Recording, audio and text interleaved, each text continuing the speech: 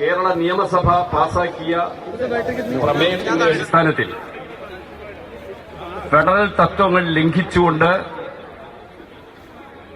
പ്രതിപക്ഷ പാർട്ടികളുടെ നേതൃത്വത്തിലുള്ള സംസ്ഥാന സർക്കാരുകളെ സാമ്പത്തികമായി തകർക്കുന്ന, വികസന പദ്ധതികളെ മുരടിപ്പിക്കുന്ന, രാഷ്ട്രീയ അട്ടിമറികൾ സംഘടിപ്പിക്കുന്ന, കേന്ദ്ര സർക്കാരിന്റെ ജനാധിപത്യ വിരുദ്ധ നയങ്ങൾക്കെതിരായ രാജ്യവ്യാപകമായി ഉയർന്നുവരുന്ന പ്രക്ഷോഭ സമരത്തിന്റെ ഏറ്റവും സുപ്രധാനമായ ഒരു ഘട്ടത്തിലാണ് കേരളം രാജ്യതലസ്ഥാനത്തെത്തിയിരിക്കുന്നത്.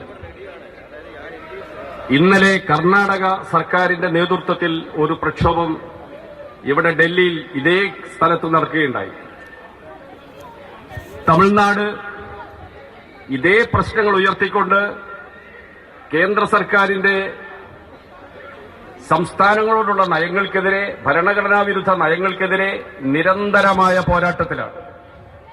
ഇതൊരു ഏകരൂപമുള്ള പ്രതിപക്ഷ സ്വരമാണ് എന്നതാണ് സർക്കാർ കഴിഞ്ഞ ദിവസങ്ങളിലെ വിശദീകരിക്കുന്നത്. അക്കാര്യമാണ് ഇപ്പോൾ ഇളമരം കരീമും വിശദീകരിക്കുന്നത്. കേന്ദ്രം 57,400 കോടി രൂപ അർഹതപ്പെട്ടത് കേരളത്തിനുള്ളത് 57,400 കോടി രൂപ വെട്ടിക്കുറച്ചു എന്നതാണ് കേരളത്തിന്റെ ആരോപണം. GST നഷ്ടപരിഹാരം 12,000 കോടി, റവന്യൂ കമ്മി ഗ്രാന്റിലെ കുറവ് 8,400 കോടി, കിഫ്ബി അടക്കം വായ്പ പൊതുകടമാക്കി കുറച്ചത് 7,000 കോടി, ട്രഷറി നിക്ഷേപം പൊതുകടത്തിലാക്കി കുറച്ചത് 12,000 കോടി, നികുതി വിഹിതം 1.92% കുറച്ചതിന്റെ ഭാഗമായി 12,000 കോടി. അങ്ങനെ 57,400 കോടി രൂപ കേരള സർക്കാരിന് അവകാശപ്പെട്ട പണം, കേരളത്തിന് അവകാശപ്പെട്ട പണം കേന്ദ്രം വെട്ടിക്കുറച്ചു എന്ന ആരോപണമാണ് ബജറ്റിലൂടെ ഉൾപ്പെടെ കേരളം മുന്നോട്ട് വയ്ക്കുന്നത്. അതിന്റെ തുടർച്ചയായുള്ള സമരമാണ് ഇപ്പോൾ ഡൽഹിയിൽ ജന്തർ മന്ദറിൽ. അർജുൻ പീതാംബരൻ വിവരങ്ങളുമായി.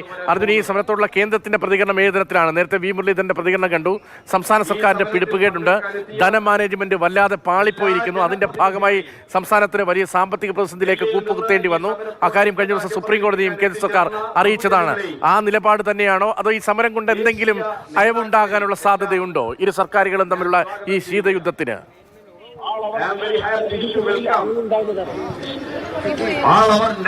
രതീഷ്, നിലവിൽ അയവുണ്ടാവുന്ന തരത്തിലുള്ള ഒരു പ്രതികരണവും കേന്ദ്ര സർക്കാരിന്റെ ഭാഗത്തു നിന്നും ഉണ്ടായിട്ടില്ല. കഴിഞ്ഞ ദിവസങ്ങളിലെല്ലാം തന്നെ കേന്ദ്ര സർക്കാർ തുടർന്ന് വന്നിരുന്ന വാദങ്ങൾ തന്നെയാണ് ഇന്നും ഇപ്പോഴും കേന്ദ്ര സർക്കാർ ആവർത്തിച്ചുകൊണ്ടിരിക്കുന്നത്. പ്രധാനമായിട്ടും ഒരു രാഷ്ട്രീയ നാടകമായി തന്നെയാണ് ഈ ഒരു സമരത്തെ, കേരളത്തിലെ മന്ത്രിസഭയുടെ ആകെയുള്ള സമരത്തെ, പ്രത്യേകിച്ചും പ്രതിപക്ഷത്തിന്റെ തന്നെ സമരത്തെ കേന്ദ്ര സർക്കാരും NDA സർക്കാരും BJPയും മുദ്ര കുത്താൻ ശ്രമിച്ചുകൊണ്ടിരിക്കുന്നത്, അല്ലെങ്കിൽ മുദ്ര കുത്തിക്കൊണ്ടിരിക്കുന്നത് പ്രധാനമായിട്ടും എക്കണോമിയിലെ, പ്രത്യേകിച്ചും കേരളത്തിലെ എക്കണോമിയിലെ ക്രമക്കേട്, അത് മാത്രമല്ല വലിയ രീതിയിൽ തന്നെ ഈ ഫണ്ട് മാനേജ്മെന്റിലുണ്ടായ പാളിച്ചകൾ തന്നെയാണ് കേരളത്തിലെ ഇത്തരത്തിലൊരു കടക്കണിയിലേക്ക് തള്ളിയിട്ടത്. അതിൽ കേന്ദ്ര വിഹിതം കുറഞ്ഞതോ അല്ലെങ്കിൽ മറ്റൊരു കാര്യമോ ഒന്നും തന്നെ അതിലില്ല.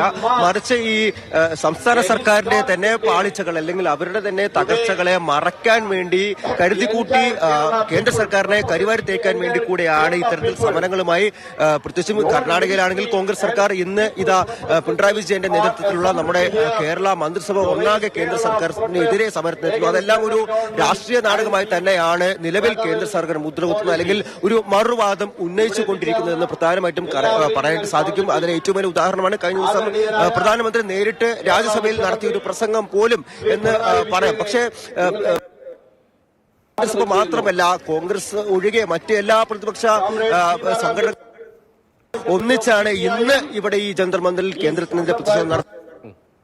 കോൺഗ്രസും സമരമുഖത്തുണ്ടായിരുന്നു. തീർച്ചയായിട്ടും എല്ലാ പ്രതിപക്ഷ പാർട്ടികളും BJP ഭരിക്കാത്ത സംസ്ഥാനങ്ങളിലെ എല്ലാ നേതാക്കളും അല്ലെങ്കിൽ എല്ലാ പാർട്ടികളും എല്ലാ സംസ്ഥാനങ്ങളും ഉന്നയിക്കുന്ന വാദം ഒരേതാണ്. വലിയ രീതിയിൽ തന്നെ ഒരു വിവേചനം അല്ലെങ്കിൽ ഒരു ചിറ്റമ നയം BJPക്ക്, കേന്ദ്ര സർക്കാരിന് മറ്റ് സംസ്ഥാനങ്ങളോട് അല്ലെങ്കിൽ LDFോ കോൺഗ്രസോ മറ്റു പാർട്ടികളോ പ്രതിപക്ഷ പാർട്ടികളോ ഭരിച്ചുകൊണ്ടിരിക്കുന്ന എല്ലാ മന്ത്രിസഭകളോടും അല്ലെങ്കിൽ സംസ്ഥാനങ്ങളോടും ഉണ്ട് എന്നുള്ള കാര്യം തന്നെയാണ് ഇപ്പോഴും ഇളമരം കാര്യം സംസാരിച്ചു കൊണ്ടിരിക്കുകയാണ്. പ്രധാനമായിട്ടും ഈ കേന്ദ്ര അവഗണനയ്ക്കെതിരെ സംസാരിച്ചു കൊണ്ടിരിക്കുകയാണ്. 4 വരിയിലായി തന്നെ നമുക്ക് നമ്മുടെ നേതാക്കളെ എല്ലാവരെയും കാണാൻ സാധിക്കും. കേന്ദ്ര നേതാക്കളെ ഉൾപ്പെടെ പുറകിലോട്ട് നമ്മുടെ മന്ത്രിസഭ ഒന്നാകെ MLA മാർ പിൻനിരയിൽ നിന്ന് നോക്കുകയാണെങ്കിൽ തന്നെ മുകേഷ് ഉൾപ്പെടെയുള്ള MLA മാരുണ്ട്. മുൻനിരയിലാണെങ്കിൽ നമ്മുടെ മന്ത്രിമാർ കൃഷ്ണൻകുട്ടിയും രാധാകൃഷ്ണനും, അതുപോലെ തന്നെ മുഖ്യമന്ത്രി പിണറായി വിജയൻ, ബിനോയ് വിശ്വം, K രാജൻ, അതുപോലെ തന്നെ ഗോവിന്ദമാഷ് ഉൾപ്പെടെയുള്ള നേതാക്കളുണ്ട്. അതോടൊപ്പം തന്നെ കേന്ദ്ര പ്രമുഖ നേതാക്കളെല്ലാം ഈ സമരത്തിന്റെ ഭാഗമാകുന്നു. ഇടത് പാർട്ടികളും മറ്റ് പ്രതിപക്ഷ കക്ഷികൾ, കോൺഗ്രസ് ഇതര